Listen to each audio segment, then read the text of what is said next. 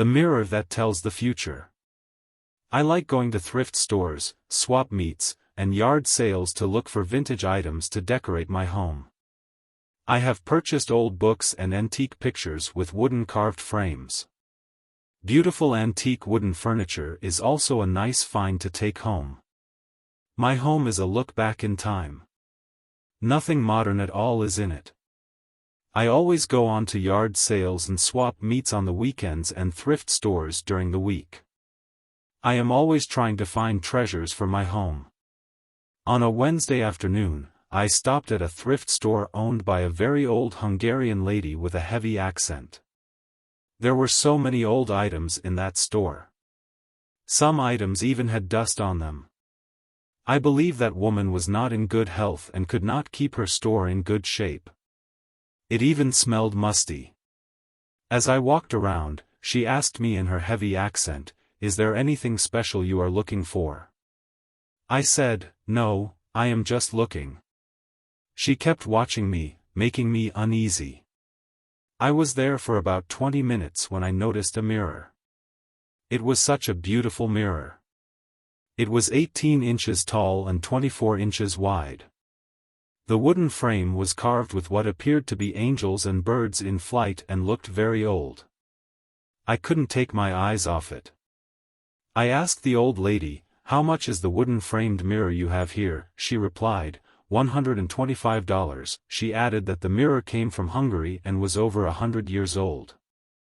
I said I would take it, paid her the money, and went home. I hung the mirror in the hallway between my bedroom and the bathroom. It was a perfect spot for it. You could also see it from my small living room. As time passed, I had many compliments on how beautiful the mirror was from visitors to my home. One night I woke up at midnight. I walked out of my bedroom to the bathroom. I walked past the mirror and expected to see my reflection. But it was not my reflection.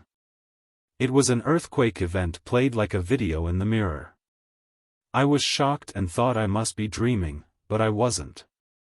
And as quickly as I saw it, it returned to being a regular mirror. About 2 weeks later, a devastating earthquake destroyed an island in the Pacific. I was so terrified, knowing that it was the island in the mirror. That mirror showed future events.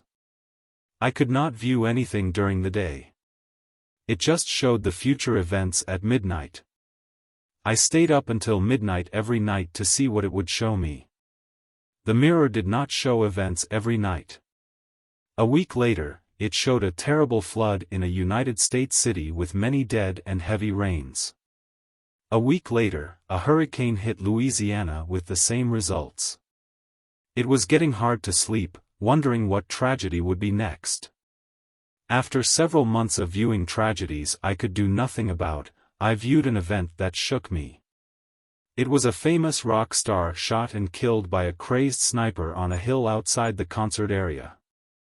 The concert will take place the following week. Maybe I could prevent this event from happening. I searched the rock star's manager's information and tried calling several times. Since he never answered, I left messages and left my number for him to call me back. After several days and nothing, I was getting worried. So I decided to go to the concert and try to do something. At the concert, I couldn't help looking at the hills around the concert area but could see no one. The concert was loud, and the music was blasting. Now I could see movement on one of the hills and knew what would happen. I tried to rush the stage, yelling, "Get off the stage, get off the stage." Security stopped me, and I said someone on the hill would shoot him and get him off the stage. But they kept holding me down, and I kept yelling, and as they held me, I heard 3 shots, all 3 striking the rock star. He was dead, and the crowd went wild, trying to escape safely.